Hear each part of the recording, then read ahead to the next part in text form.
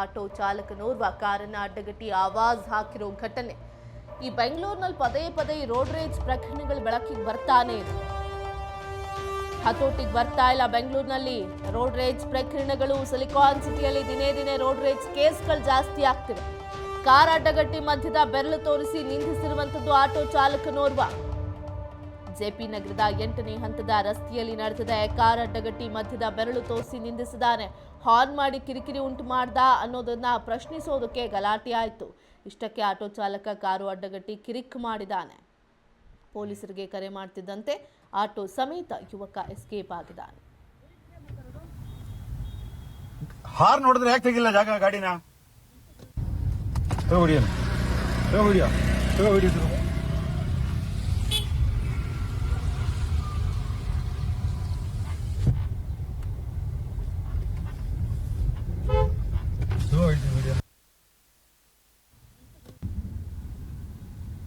ಅಲ್ಲೇ ನಿಂತ್ಕೊಂಡಿದ್ದ ಹಾಕು ಹೇಳ್ತೀನಿ ಅವನಿಗೆ.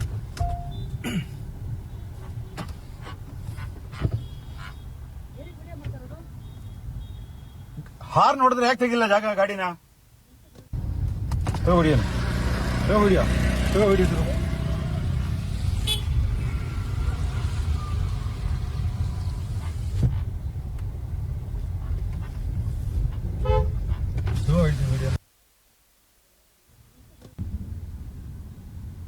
ಅಲ್ಲೇ ನಿಂತ್ಕೊಂಡಿದ್ದ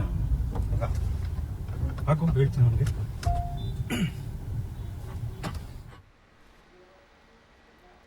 ಕಟೀಲು ದುರ್ಗಾ ಪರಮೇಶ್ವರಿ ಜಾತ್ರೆ ಮಹೋತ್ಸವ ಇರುವ ಹಿನ್ನೆಲೆಯಲ್ಲಿ 2 ಗ್ರಾಮಸ್ಥರ ನಡುವೆ ಬೆಂಕಿಯ ಭೀಕರ ಅಗ್ನಿಕೇಳಿ ಕಾದಾಟ ನಡೆದಿದೆ. ಕಟೀಲು ದುರ್ಗಾ ಪರಮೇಶ್ವರಿ ದೇವಸ್ಥಾನದ ಮುಂಭಾಗದಲ್ಲಿ ಈ ಒಂದು ಬೆಂಕಿಯ ಭೀಕರ ಅಗ್ನಿಕೇಳಿ ಕಾದಾಟ ನಡೆದಿದೆ. ಮಂಗಳೂರಿನ ಪ್ರಸಿದ್ಧ ಕಟೀಲು ದುರ್ಗಾ ಪರಮೇಶ್ವರಿ ದೇವಸ್ಥಾನದಲ್ಲಿ ಈ ಒಂದು ವಾಡಿಕೆ ಇದೆ.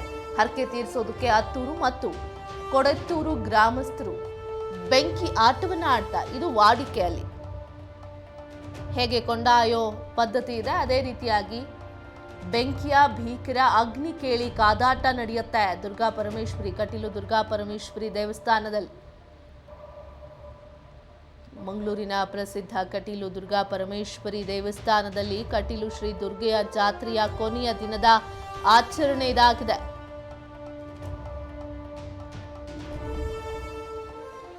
ದುಷ್ಟ ಶಕ್ತಿಗಳನ್ನ ಸಂಹರಿಸಿದ ದೇವಿಯನ್ನ ಸಂತೃಪ್ತಪಡಿಸೋದಕ್ಕೆ ಬೆಂಕಿ ಆಟವನ್ನ ಆಡಲಾಗುತ್ತೆ.